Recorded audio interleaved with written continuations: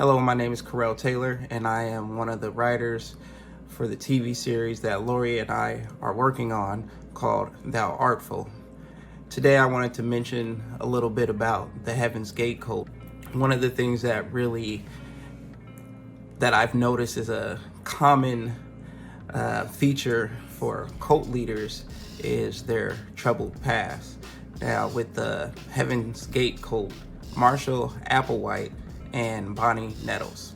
Now, with Marshall Applewhite, his past was a little troubled. He was fired from the University of St. Thomas in Houston, Texas over an allegation that he was building a relationship or had a relationship with one of his male students. And his former wife had previously left him over homosexual relationships that he was having outside of his marriage. He met Bonnie in March of 1972. She was a 44-year-old who was married but was having her own issues in her relationship.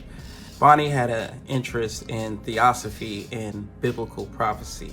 With Marshall losing his wife and also his job, he was in a deep depression. Bonnie wrote an astrology column for the Houston newspaper, drawing on insights that she believed came from Brother Francis, a 19th century Franciscan friar who she thought she was channeling. She was also involved in a theosophical society and participated in seances. Applewhite later recalled that he felt that he had known Nettles for a long time, concluding that they had met in a past life. She told him that their meeting had been foretold to her by extraterrestrials, persuading him that he had a divine assignment. With all these things going on, his deep depression, her being very enthusiastic about theology and extraterrestrial, he was encouraged by the things she told him.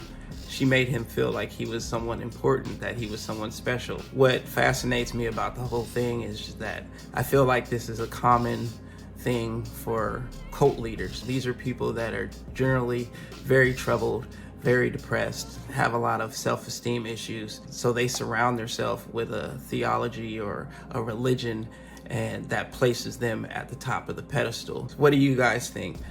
Do you think that his past was a factor in the choices he made in his future with starting the Heaven's Gate?